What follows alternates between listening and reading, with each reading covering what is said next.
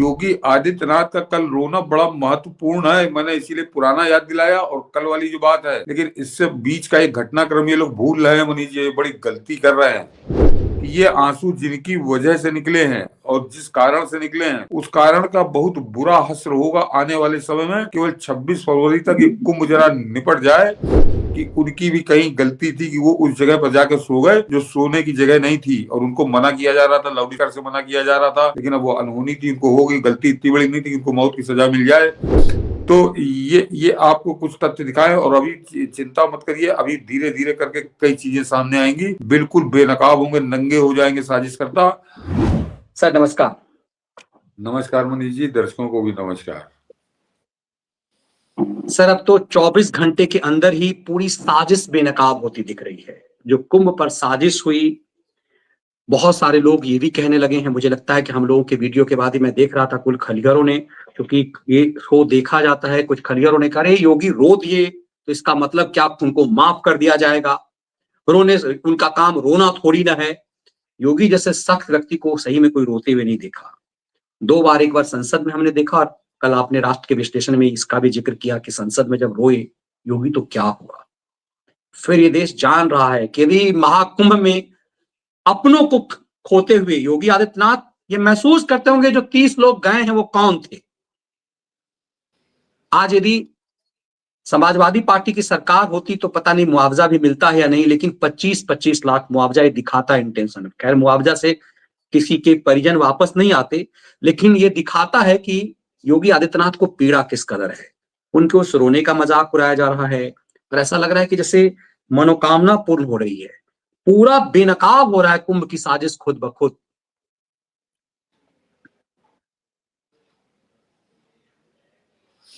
मनीष जी, पहले जरा रोने पर जवाब दे दूं मनीष जी, उसके बाद हम लोग साजिश पे आते हैं। कल मैंने बताया था कि जब योगी रोए थे संसद में, तो जिनकी वजह से रोए थे, जिस वजह से रोए थे, उनकी क्या बीती सब जानते हैं। चाहे वो मुख्तार हो, चाहे अतीक हो, वो है 72 हूरों पास, और उनको संरक्षण देने वाला मुलायम सिंह भी किस हालत में राजनीतिक स्थिति क्या कर दी थी यहाँ उत्तर प्रदेश के अंदर, ये सबको मालूम है। कोई छुपी हुई चीज नहीं है कि बस किसी तरह से कहीं प्रधानमंत्री मोदी ने थोड़ा सहला दिया, अन्यथा एक तरह से भिखमंगे वाली स्थिति में बाप बेटों को कर दिया योगी आदित्यनाथ ने। सबको मालूम है बहुत बुरी स्थिति यहाँ पर है और आज भी है। तो वो जब तब रोए थे या आज कल जब योगी रोए हैं और ये जब उसकी खिल्ली उड़ा रहे हैं, तो ये फिर गलतफहमी में है। योगी आदित्यनाथ का कल रोना बड़ा महत्वपूर्ण है। मैंने इसीलिए पुराना याद दिलाया और कल वाली जो बात है, लेकिन इससे बीच का एक घटनाक्रम ये लोग भूल रहे हैं मनीष जी, ये बड़ी गलती कर रहे हैं कि योगी आदित्यनाथ कमजोर व्यक्ति नहीं है, मानसिक रूप से भी कमजोर नहीं है और भावनात्मक रूप से भी कमजोर नहीं है वो, मगर उसके बावजूद उनके जो आंसू आए, तो वो कल उस जो दुर्घटना थी बड़ी मार्मिक थी, और कोई कुछ ऐसे लोग जिनकी कोई कल्पना नहीं कर सकता, निर्दोष वो बेचारे दब के मर गए, उनको सोचकर उनको आंसू आए कि मेरे शासनकाल में ऐसा घटनाक्रम हो गया। और जो मैं बीच के घटनाक्रम की बात कर रहा हूँ, जरा याद कर दिला दूं इन खैरातियों को कि योगी आदित्यनाथ व्यक्तिगत रूप से कितने मजबूत हैं कि अभी जब कोरोना लगा था 2020, और उसी कोरोना के दौरान उनके पिता की मृत्यु हुई थी, किसी अड़ोसी पड़ोसी चाचा ताऊ की नहीं हुई थी, उनके पिता की, जिसने जन्म दिया, जिसने उनको 20-21 साल तक का बड़ा किया, जो पला बड़े, उस पिता की मृत्यु हुई थी।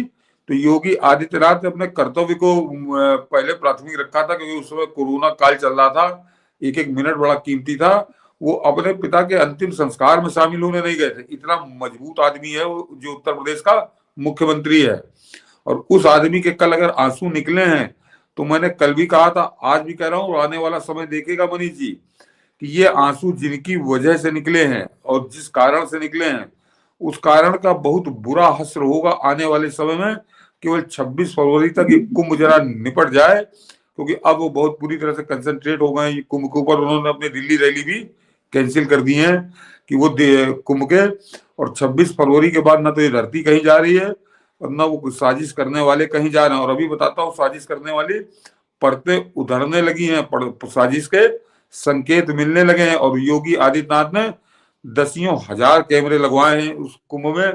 तो वो जो साजिश रच रहे थे वो बचेंगे नहीं कायदे से। कुछ लोग तो अभी कैद हो गए उस सीसीटीवी के अंदर। अब पहले जरा समझिए कि मनीष जी, ऑस्ट्रेलिया जो है भारत से कम 3-4 गुना बड़ा है। उसका अगर आप भूभाग की बात करिए, उसका जो जमीन है, और वहां की आबादी है 2.5 करोड़, और वो भारत से कई गुना बड़ा है।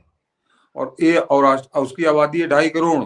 और कल केवल इलाहाबाद में भारत के जो 700 जिले हैं उनमें से एक जिला, उस प्रयागराज में कल 10 करोड़ लोग थे। यानी उस एक जिले में 4 ऑस्ट्रेलिया ने स्नान किया है कल।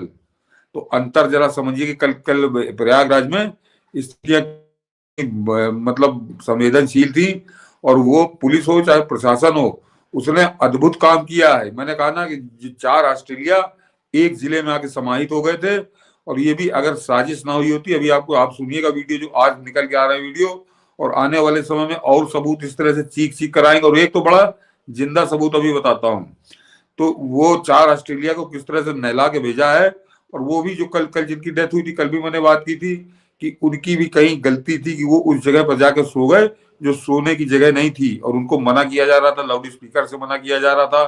लेकिन अब वो अनहोनी थी, उनको हो गई। गलती इतनी बड़ी नहीं थी कि उनको मौत की सजा मिल जाए, लेकिन वो होनी है।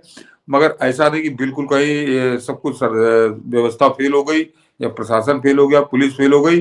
कुछ पुलिस वालों की गलती है, उसको हम लोगों ने कल वीडियो दिखाकर भी इंगित किया था। तो ये है। लेकिन आज जिस तरह से वीडियो अब सामने आना शुरू हुए, कल तो एक वीडियो आया था। मनीष जी जरा उन वीडियो को दिखाइए कि आज बड़ा स्पष्ट है कि लड़के बस से उतरे और उतर कर उन्होंने अखिलेश यादव जिंदाबाद के नारे लगाए, और उन्होंने भगदड़ को किस तरह से शुरू किया, और उसको अलग अलग देखिए लोग दीपक जी अलग कुछ अलग ऐसे तरीके ऐसा ही कुछ लिख रहे हैं सतीश सर। मेरे ऑफिस में भी कुंभ में कल घटना होने के बाद सपा के आदर्श समर्थक लोग भी बहुत खुश हो रहे थे और बोल रहे थे कि बाबा 2027 में गया। मतलब देखिए जो आप बात कर रहे थे उसे ही व्यूअर लिख रहे हैं, दीपक जी उसी चीज को आगे बढ़ा रहे हैं कि एक तरह से इसीलिए लग रहा है कि क्यों लग रहा है कि हम सबको कि एक बड़ा षड्यंत्र है। तो वो वीडियो देखिए। तो वो जो उस समय घटना स्थल पर मौजूद थे, जो उस भगदड़ से किसी तरह बचे हैं, वो लोग क्या बता रहे हैं, खुले आप कह रहे हैं कि बस से उतरे एक लड़की, वो अखिलेश यादव का झंडा लहरा रहे थे। वो गिद्ध वाला मत दिखाइएगा मनीष जी, दूसरा अगल बगल दिखाइए जरा, बाकी दो जो है। गिद्धों को तो लोग समझ ही रहे हैं। हाँ जी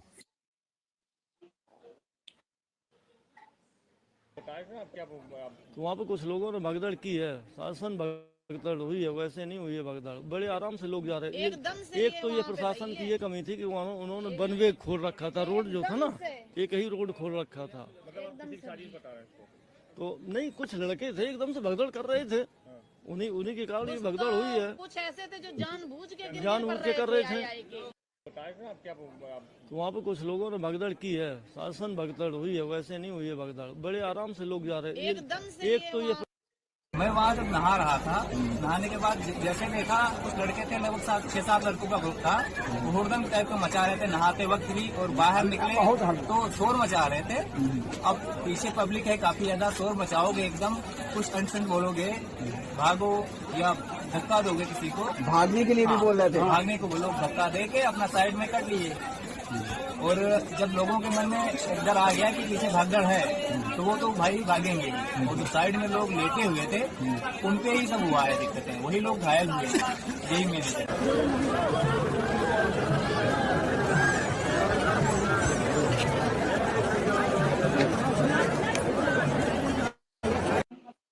जरा और आगे वाले वीडियो जरा मनीष जी जो थोड़ा छोटे थे वो भी दिखा दीजिए, तो उसके बाद हम लोग बात करते हैं यहाँ नीचे वाले। ये जरा सुन लीजिए। हम लोग तो यहीं थे, एक बस आकर के उधर खड़ा हुआ, उस बस में से एक बस आकर के उधर खड़ा हुआ, उस बस में से 15-20 युवा लोग उतरे, और इसके बाद वो लोग आकर के सब भगदड़ यहाँ पर मचा है। झंडा लाल झंडा लेके आया था और जानबूझ के ढकला है सबको, जानबूझ के।